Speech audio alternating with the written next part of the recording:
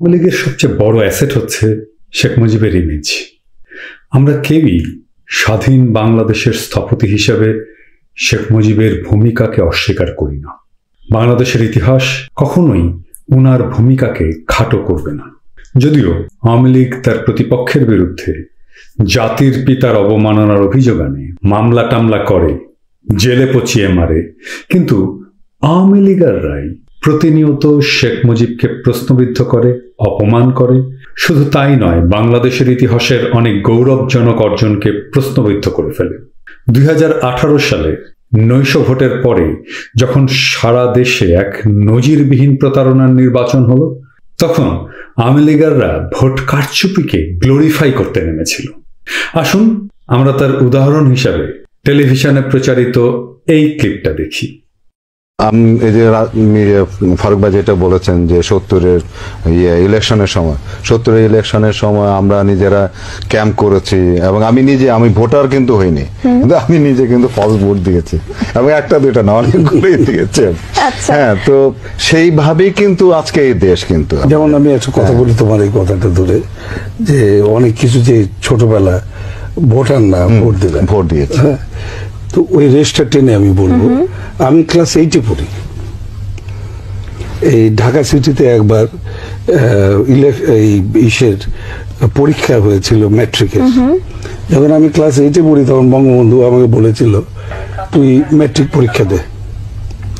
তো আমার খুব অবাক লাগছে, কি বলে।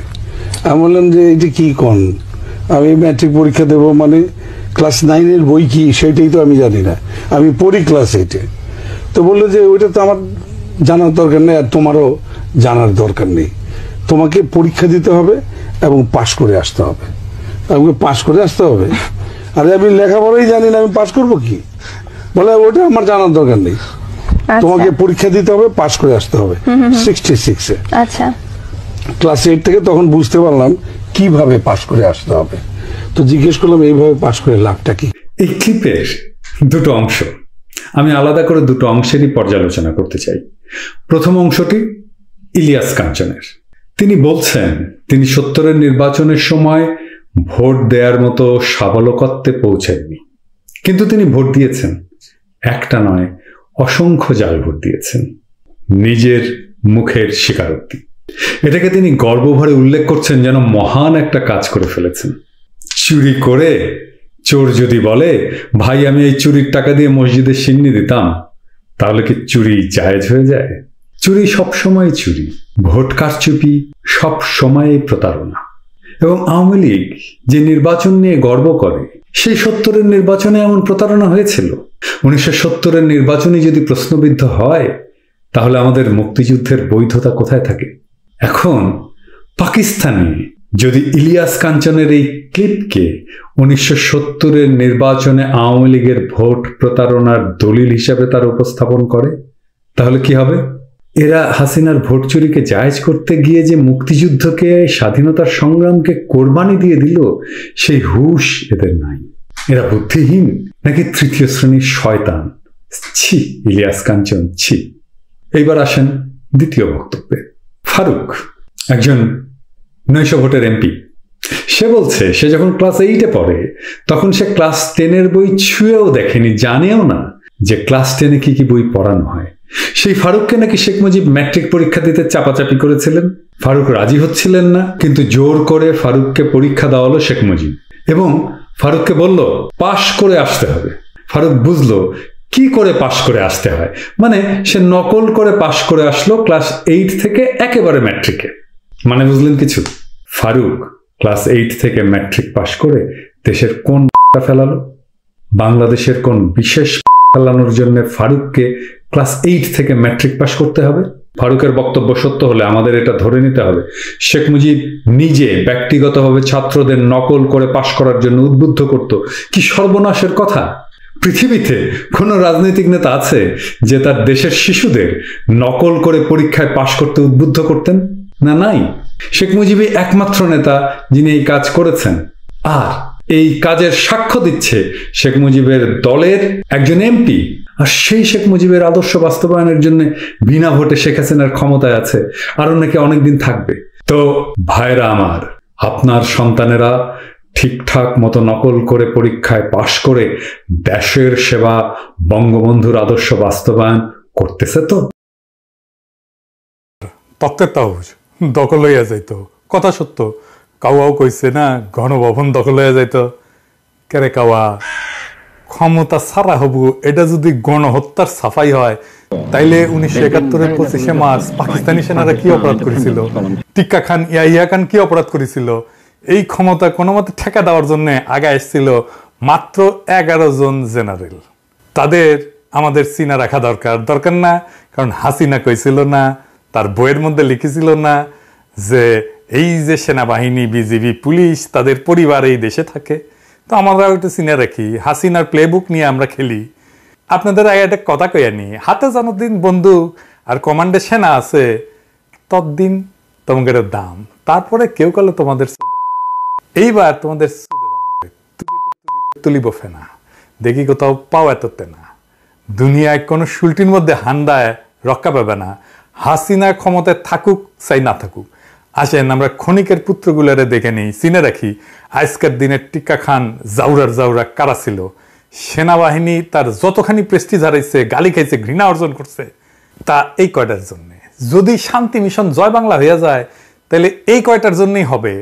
এই কয়টার টাকা পয়সা পাবে, বাড়ি গাড়ি পাবে, হয়তো চিন্তা ছিল ভবিষ্যতে এই মন্ত্রী এমপি হবে। কিন্তু সেনাবাহিনীকে যে পাবলিক সোনাবাহিনী ডাকা শুরু করেছে, নোটির পোলা বলতেছে, এটা কোনোদিন বুঝতে পারবেন না। আজ থেকে 10 বছর আগে কল্পনা করতে পারে নাই যে সেনাবাহিনীকে বাংলাদেশের মানুষ মুখ ছুটায় গালি দিবে। ভাবছেন? ভাবেন নাই। আপনাদের বাজেট নিয়ে কথা বলবে, ভাবিছেন? ভাবেন নাই। রিটায়ার করার পরে আপনি আর্মিত কাজ করেছেন, এটা বলতে পারবেন না। যাই হোক, জাউরাদের দেখি। জেনারেল ওয়াকারুজ্জামান ও গেলে হাসিনার আত্মীয়, আর্মি চিফ। ও গেলে আর্মি চিফ হবার পারে না, কারণ শুনেছি, আমি সত্য মিথ্যা জানি না, যে হার্টের কোনো সমস্যা থাকলে নাকি আর্মি চিফ হওয়া যায় না। তো ওর নাকি হার্টের সমস্যা আছে, মানে ওর নাকি হার্টের মধ্যে কি লাগানো হয়েছে আর কি। আচ্ছা, 2 number lieutenant general Mujibur Rahman, quarter master general. আর 3 নাম্বার জাউরা lieutenant general Mohammad Shahinul Haque, chief of general staff, CGS বলে। As a brigadier general Imran Hamid, commander 46 brigade. এ হচ্ছে ওই যে ওই কইছিল না নির্মূল কর্ম, ওই যে ওই হারামজাদা। এটা হচ্ছে brigadier general SM Zakaria Hossain, এটা কমান্ডার 14 স্বতন্ত্র ইঞ্জিনিয়ারিং ব্রিগেড। এরই লোকজন করেছিল ওই যে এখানে একটা লাগানো, ওই যে বিদ্যুৎ চমকের লাগানো, এটা গেল ওর পোলাবান। Brigadier general Nazim, director military operations. Major general Mostasinul Baki, group commander, Bangladesh army aviation group. এই যে সমস্ত ইয়েগুলো উড়েছিল না, ওই যে ড্রোন ফ্রোন উড়েছিল না, এই হারামজাদা তুলিছিল এটা। আর হচ্ছে major general Shakil Ahmed, GOC Rangpur cantonment. আর হচ্ছে major general Khaled Al Mahmud, GOC Bogura cantonment. হারামজাদা তুই আর জায়গা পেশ নাই, আমার বাড়ির যে বসিস তুই, হ্যাঁ উঠি যে সামনাইছু। 10 number major general Sheikh Sarwar Hasan, GOC Cox's Bazar cantonment. 11 number brigadier general Khaled Kamal, operation commander PGR। পাশার চামড়া তুলে নেওয়া হবে তোমাদের নোটির পোলারা, যদি সৈনিকেরা ধরে থাপড়ায় তাহলে আমরা ছাইরা দিব। যাই হোক, কয়ে রাখলাম যে কাগেরে ধরা হবে, সেটা আমরা লিস্টি করে রাখছি। দুনিয়াত কোথাও জায়গা হবে না। আর বাংলাদেশে তো হাসিনা চিরজীবন থাকবে না। হাসিনা জয় বাংলা হইলে তোমাদের কি অবস্থা হয় দেখবে। এবার আসেন, নতুন খেলা শুরু হয়েছে, সেটা দেখি। ভারত তার এ টিমকে পতনের হাত থেকে বাঁচানোর জন্য মাঠে নামাইছে তার বি টিমের সদস্যদের। মার্কামারা ভারতীয় দালালদের নেতৃত্বে একটা তথাকথিত গণশুনানি কমিশন গঠন করা হয়েছে সারা দেশে চলমান হিংসাত্মক ঘটনাবলী তদন্ত করার জন্য। এর সভাপতি হইল বিচারপতি মতিন, আর সহসভাপতি সুলতানা কামাল। দুটাই মার্কামারা। আপনারা সুলতানা কামালরে চেনেন, কিন্তু মতিনরে চেনেন না। আসেন, মতিন আসলে কে এটা আমরা একটু খুঁজে দেখি। হ্যাঁ, আপনি যদি এই দুইটার অতীত একটু ঘাটেন তাহলে পরিষ্কার হবে যে এই কমিশনের উদ্দেশ্য হইল হাজার হাজার ছাত্রদের হত্যা, জখম, নির্যাতন, জেল জুলুম, লাশ চুরি, কারফিউ দিয়া, যে ইন্টারনেট বন্ধ করে তার আড়ালে খুনি হাসিনা যে মানবতা বিরোধী অপরাধ করিছে, স্নাইপার দিয়া মারিছে, তার থেকে তার দায় মুক্তি দেওয়া। কোন আন্তর্জাতিক তদন্ত বা জাতিসংঘের অধীনে তদন্তের সম্ভাবনা নস্যাৎ কইরা দেওয়া। একই সাথে একটা তদন্ত খেলা চালু কইরা আমাদের চলমান আন্দোলন থেকে জনগণের দৃষ্টি সরায় দেওয়া। হাসিনার এটা প্ল্যান। আপনি দেখবেন হাসিনা নিজেই তার মন্ত্রীদের বিরুদ্ধে তদন্ত দুদক লাগায় দেয়, তারপরে দুদক এসে কয় ঠিক আছে কোনো সমস্যা নাই, বুঝেছেন? সবগুলা করিছে। এই যে ইয়ে আছে না, এই যে মাদারসোদ আলী, যে মোদাসের আলী আছে না, ওর পিছেও কিন্তু লাগাইছিল দুদক, তারপরে কইছে ক্লিন, বুঝছাও? এই যে বিচারপতি মতিন কে, এই হচ্ছে সেই কুলাঙ্গার যে বাংলাদেশের জাতীয়তাবাদের অন্যতম প্রধান প্রতীক, আমার দেশ পত্রিকার সম্পাদক ডক্টর মাহমুদুর রহমানকে ভিত্তিহীন মামলায় আইনে যে সর্বোচ্চ সাজার বিধান আছে না, তার চেয়ে অধিক সাজা প্রদান করছিল। 2010 সালের আগস্ট মাসে আপিল বিভাগ 3 দিন ধরে মাহমুদুর রহমানের বিরুদ্ধে একটা আদালত অবমাননার অভিযোগের শুনানি করে। আদালতের যে বেঞ্চে শুনানি হয় তার 2 নম্বর বিচারক ছিল মতিন। এর মধ্যে সবগুলো আছে, কিন্তু ওই যে খাইরুল আছে না, এরা হারামজাদা শুয়ারের বাচ্চা, আর আছে না ওই যে মিজান, এই যে আমাদের সিনহা, ও কলে ছিল, সব কয়টা মার্কা মারাগুলো ছিল।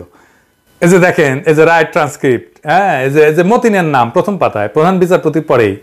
শুনানির সময় মতিনের আচরণ সম্পর্কে মাহমুদুর রহমান একটা বই লিখেছিল, জেল থেকে জেলে, ওই বই থেকে আমি একটু পড়ি। হ্যাঁ, শুনানির প্রথম দিন থেকে বিচারপতি এম এ মতিন, বিচারপতি এবিএম খাইরুল হক এবং বিচারপতি এস কে সিনহার আক্রমণাত্মক ভূমিকা লক্ষণীয় ছিল। প্রধান বিচারপতি মোহাম্মদ ফজলুল করিম মাঝে মাঝে মন্তব্য করছিলেন, বিচারপতি শাহ আবু নাইম মমিনুর রহমান গম্ভীর মুখে কেবল শুনেই গেছেন। বিচারপতি এম এ মতিন গত 3 দিনে অন্তত 12 বলছেন সংবাদ সত্য না মিথ্যা এটা বিচার্য বিষয় না, সংবাদ প্রকাশ করায় আদালতের কোনো অসম্মান হয়েছে কিনা সেটাই মূল প্রশ্ন। কথা বলার অনুমতি পেয়ে স্ট্যান্ডের দিকে এগোচ্ছি আর ভাবছি সূচনাতে আদালতের মনোভাব স্পষ্ট। মাইক স্ট্যান্ডে কাগজপত্র রাখার জায়গায় আমার দলিল দস্তাবেজ ঠিক মতো রাখতেও পারিনি। দ্বিতীয় দফার আক্রমণ এলো। এবারের লক্ষ্য আমি। বিচারপতি এম এ মতিন অনেকটা ধমকের সুরে বললেন, লিখিত এফিডেভিটের বাইরে আমি কোনো কথা বলতে পারবো না। এই আঘাতের জন্য প্রস্তুত ছিলাম না। বেঞ্চ থেকে অপমানের চূড়ান্ত করা হলো আমাকে।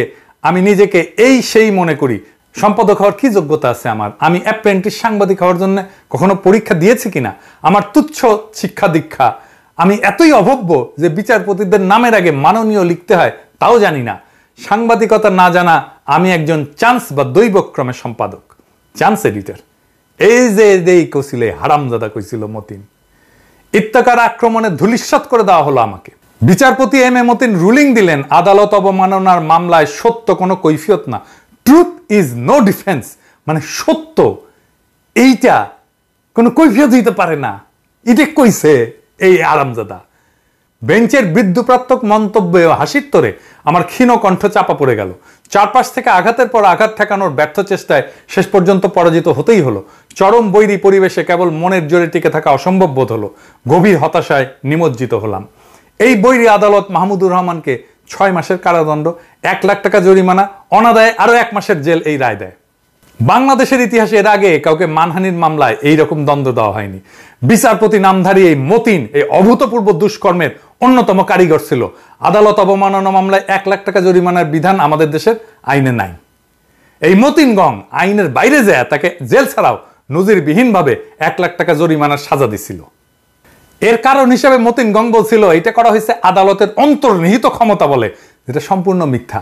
প্রচলিত আইনের সীমানার বাইরে গিয়া কাউকে অতিরিক্ত শাস্তি দেওয়ার ক্ষমতা আদালতের নাই। অথচ প্রধান বিচারপতি হওয়ার ইঁদুর দৌড়ে খুনি হাসিনাকে তোষামত করার অসুস্থ বাসনা থেকে এই কুলাঙ্গার তার সহযোগীরা ডক্টর মাহমুদুর রহমানকে কেবল শুনানি চলাকালে অপমান করে নাই, অন্যায় শাস্তি দেয় নাই, উপরন্ত আইন বহির্ভূতভাবে অতিরিক্ত সাজা দিছে। তো মাহমুদুর রহমানের দোষ কি? মাহমুদুর রহমানের দোষ ছিল একটাই, সেটা হলো উনি একজন সাচ্চা জাতীয়তাবাদী হিসেবে সবসময় ভারতের আধিপত্যবাদের বিরুদ্ধে সোচ্চার ছিলেন। ভারতের সেবাদাসরা তাই তাকে শাস্তি দিতে মরিয়া হইয়া যায় এবং শেষ পর্যন্ত তারা দেশ ছাড়া করে। তার উপরে হামলা হয় আদালতের প্রাঙ্গণে। মতিন আসলে সেই দিল্লি দাস দলেরই এক প্রধান পান্ডা। নরকের কিট এই বদমাইশ মতিন এখন আসছে বালের গনেরিয়া কমিশন নিয়া। এই গনেরিয়া কমিশন তো হোগা দিয়ে হামলায় দিব শুয়ারের বাচ্চা। এই গনেরিয়া কমিশনের দ্বিতীয় পান্ডা হইল খুনি হাসিনা তথা ভারতের অন্যতম শিষ্য স্পেন্সার সুলতানা কামাল। এর সম্পর্কে আর কিছু বলি না, আপনারা জানেন। এই গনেরিয়া কমিশন এমন সময় গঠন করা হইল যখন গণখুনি হাসিনা মানবতা বিরোধী অপরাধের বিশ্বাসযোগ্য এভিডেন্স পাওয়া গেছে এবং আন্তর্জাতিক অপরাধ আদালতে তার বিরুদ্ধে মামলা দায়ের করার ভিত্তি তৈরি হয়েছে এবং অনেকেই কাজ করতেছে, সিরিয়াস কাজ করতেছে। ইতিমধ্যে আমরা কয়েকজন আন্তর্জাতিক বিশেষজ্ঞদের সাথে প্রাথমিক আলাপ করছি এবং তাদের পরামর্শ মোতাবেক তথ্য প্রমাণ সংগ্রহ করা শুরু করছি। আমি নিজে আপনাদের অনুরোধ করছি তথ্য প্রমাণ পাঠাতে, অন্যরাও করছেন। এই গণেরিয়া কমিশন প্রবাসী বাংলাদেশিদের এই উদ্যোগ নস্যাৎ করার জন্যই গঠন করা হয়েছে। আমরা শুনলামও না এত গুরুত্বপূর্ণ উদ্যোগ নেওয়া হইতেছে, প্রকাশ্যে কোনো আলোচনা হইল না। হঠাৎ করে সুলতানা কামাল আর ফটকা মতিন হাজির হইল এই কমিশন নিয়ে। ছাত্রদের উপরে সীমাহীন বর্বর আক্রমণের 2 সপ্তাহে কিন্তু তাদের কোনো আওয়াজ পাওয়া যায় নাই। কোথায় ছিল তারা যখন খুনি হাসিনার বাহিনীরা ছাত্রদের ভিনদেশি হানাদারদের মতো হামলা কইরা খুন জখম করতেছিল, ব্লক রেড করতেছিল? তারা এই বালের কমিশনটার নাম দিল জাতীয় কমিশন। জাতির সাথে কথাবার্তা নাই, জাতি জানতেও পারলো না, কিন্তু জাতির নামে কমিশন হয়ে গেল। কি চমৎকার কথা! একেবারে খুনি হাসিনার দামি নির্বাচনের মতো।